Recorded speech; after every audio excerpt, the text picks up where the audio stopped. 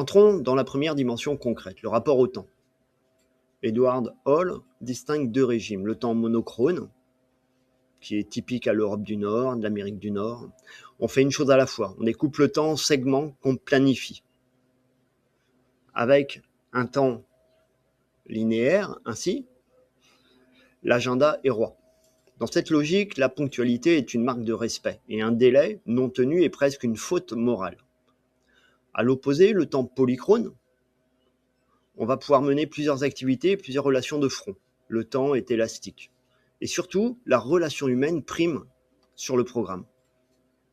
Être interrompu par un proche qui passe n'est pas impoli dans la culture qui a un rapport au temps polychrone. C'est même normal et même potentiellement prioritaire. Robert Levin, dans sa géographie du temps, a mesuré ces écarts de rythme de vie à travers le monde. Pourquoi est-ce capital pour un manager? Parce que la même réunion qui commence avec 20 minutes de retard sera vécue comme un scandale par l'un et comme parfaitement normal et acceptable par l'autre. Il ne s'agit pas de paresse ni de désorganisation, ce sont deux conceptions du temps qui sont aussi cohérentes l'une que l'autre. Le piège, c'est d'interpréter un comportement polychrone, par exemple, avec une grille monochrone, ou vice-versa, et de voir un manque de professionnalisme ou un manque de respect là où il y a une autre hiérarchie des priorités.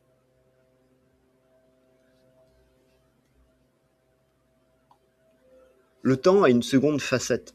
Hofstede a ajouté tardivement une dimension orientation long terme contre court terme. Certaines cultures valorisent en effet la persévérance, l'épargne, l'investissement dans l'avenir. Donc on va être sur une vision à long terme. D'autres vont privilégier le résultat immédiat et le respect des traditions. Donc on sera plus sur une approche court-termiste et présentéiste. On va s'intéresser au présent ou aux conséquences immédiates de nos actions. À cela s'ajoute une distinction anthropologique. Le temps linéaire, conçu comme une flèche qui va du passé vers le futur, typique de la modernité industrielle, et le temps cyclique, rythmé par les saisons, les marées, les cycles de la nature, qui sont souvent associés à des rituels collectifs et que l'on va trouver très présents dans les sociétés océaniennes. C'est ici qu'il faut déconstruire l'expression « l'heure polynésienne », trop souvent prise pour de la nonchalance. Ce n'est pas un retard, c'est la traduction concrète justement d'une priorité donnée au lien social sur la contrainte de l'horloge. Ao Ofa, c'est un grand penseur océanien, nous invite d'ailleurs à voir l'Océanie non comme de petites îles isolées, mais comme une mer d'îles. Une mer reliée avec son propre rythme.